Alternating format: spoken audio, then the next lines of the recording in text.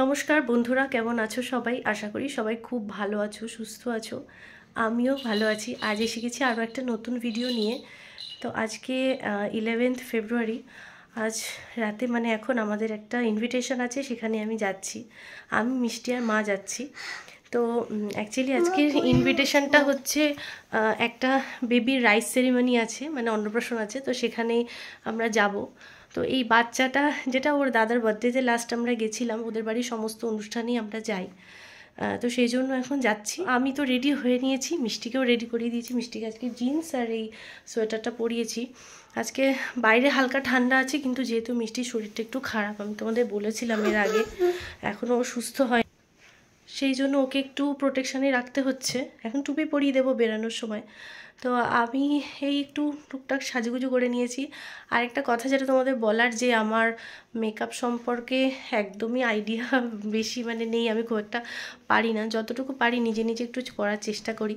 আজ আমি এই শাড়িটা পরেছি, এটা একটা হ্যান্ডলুম শাড়ি, কিন্তু এটার আঁচলটা রেশমের, বুঝতে পারছো বোধহয়, ট্রান্সপারেন্ট আছে।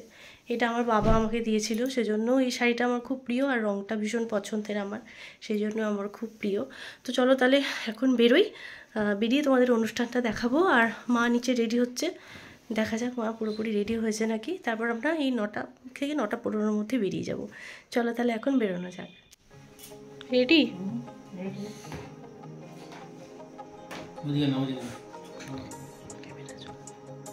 একদম রেডি। মিষ্টি কোথায়?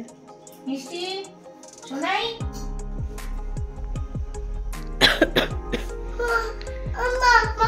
আমি বকিনি, একদম দুষ্টুমি করছিলে বলে তখন ওই জন্য বকেছি। চলো। কি দুষ্টু করছো? এখন কি দুষ্টু করছো? বলো না, বলো না। বাবা কান্না আসছে না, জোর করে করে রাগ হচ্ছে। চলো তাহলে ফোন করি দেখি টোটো। আমরা চলে এসেছি অনুষ্ঠানে। দেখো তোমরা কি সুন্দরভাবে মানে ডেকোরেট করা হয়েছে, এত সুন্দর সাজানো হয়েছে, দেখে খুব ভালো লাগছে। আর লাইটিংগুলো খুব ভালোভাবে দেওয়া হয়েছে। এই বেবিটারই আজকে অন্নপ্রাশন।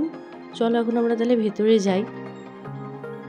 ভেতরে যেতে যেতেও ওর অনেকগুলো ফটো দিয়ে, পাশে কার্টুনের অনেকগুলো থার্মোকল দিয়ে বানানো স্ট্যাচু মতো করা, অনেক ছবি দিয়ে ওর বেশ সুন্দর করা আছে। আর এই যে টুনি লাইট সাজানো যে বাড়িটা, ওটাই হলো ওদের বাড়ি। এখন আমরা চলো বাড়ির ভেতরে যাই আর বাচ্চাটার সাথে দেখা করি। বাড়িতে ঢোকার মুখে একটা অনুষ্ঠানের ব্যবস্থা করা হয়েছে। এখানে একজন গান গাইছে, খুব ভালো অনুষ্ঠান হচ্ছে।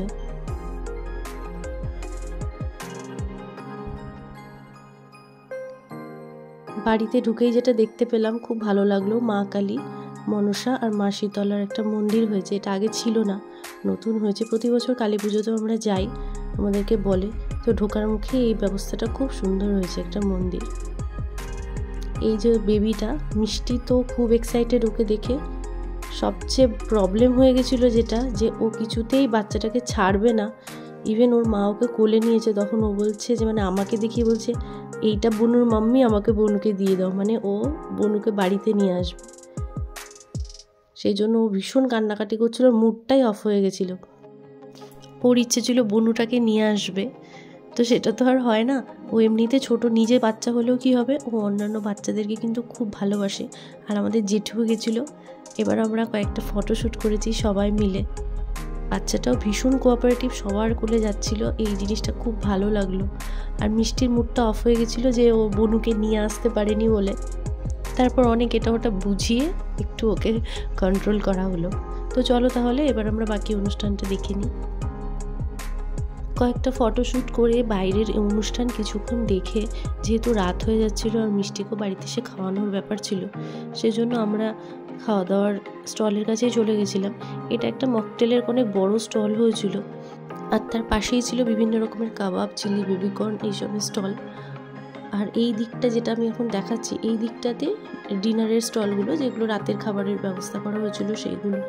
বনুটাকে না পেয়ে এক প্রকার মন খারাপ করেই মিষ্টি যখন বাইরে এলো, তখন দেখা গেল একটা কুকুর তার 3টে বেবি নিয়ে শুয়ে রয়েছে। এখন ওর আবদারটা তোমরা একটু শুনে নাও। কি চাই? কোথায় কুকুরের বাচ্চা? ওই কুকুরের বাচ্চাগুলো ওর মায়ের সাথে শুয়ে আছে, মারবে তো আমাকে। কুকুরের বাচ্চা। চলো, যাওয়ার সময় নিয়ে যাবো, আমরা একটা গাড়িতে তুলে নিয়ে যাবো।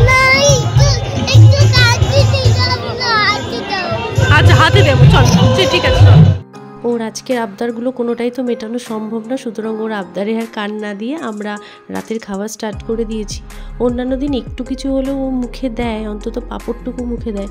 আজকে প্রথম থেকে এতটাই রেগেছিল যে কোনোটা কিছুই মুখে দেয়নি, প্রথম থেকে রাগ করেই কাটিয়ে দিল।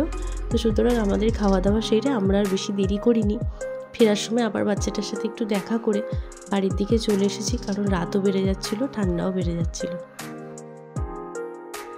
আমরা চলে এসেছি বাড়ি, তো বেশ খানিকক্ষণ আগে। তো এসে একটু ফ্রেশ হয়ে নিয়েছি আর মিষ্টিকেও খাইয়ে দিয়েছি, কারণ তোমরা জানো যে মিষ্টি এইসব খাবার কিছুই খেতে শেখেনি এখনও, সেজন্য ওর খাবার সবসময় আমাকে বাড়িতে এসেই খাওয়াতে হয়।